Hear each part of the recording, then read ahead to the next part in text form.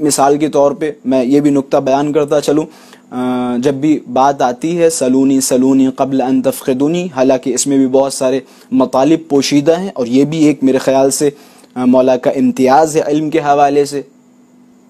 کوئی ایسا بشر مجھے دکھا دیں جس نے یہ دعویٰ کیا ہو جو بھی پوچھنا ہو پوچھ لو، کسی نے نہیں کہا، اور جس نے کہا اہل بیت کے علاوہ وہ ذلیل و رسوا ہوا۔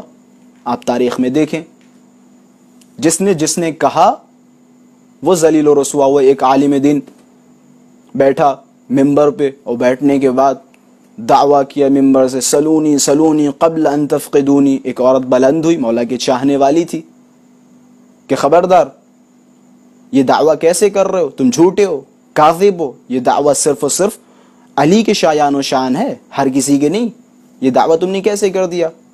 جب ان کے پاس سوالوں کے جواب نہیں ہوئے، اس عورت نے کچھ سوال کیے، جب جواب نہیں دے سکے تو غصہ آ گئے، کھسیا گئے، اور کہنے لگے تم گھر سے نکلی ہو، اپنے شوہر کی اجازت لے کے یہاں آئی ہو؟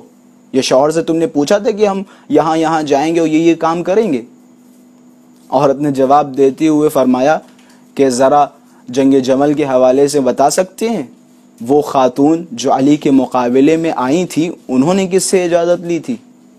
رسول اللہ تو منع کر کے گئے تھے، پھر بھی علی کے سامنے آ گئی۔ تو خلاصہ جس نے بھی سلونی کا دعویٰ کیا اہل بیت کے سوا وہ ذلیل و رسوا ہوا۔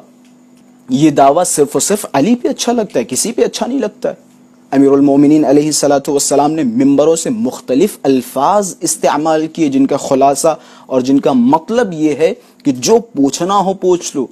بڑا خوبصورت جملہ امیر المومنین علیہ السلام کا، اور یہ جملہ حضرت بار بار استعمال کرتے تھے، انہا ہنا لعلما جما، یہاں کثیر علم ہے، بہت علم ہے، لیکن افسوس اسے لینے والا کوئی نہیں ہے، پوچھنے والا کوئی نہیں ہے۔ یہی وجہ ہے علماء نے فرمایا بتانے والی ذات موجود تھی لیکن پوچھنے والی ذات کوئی نہیں تھی۔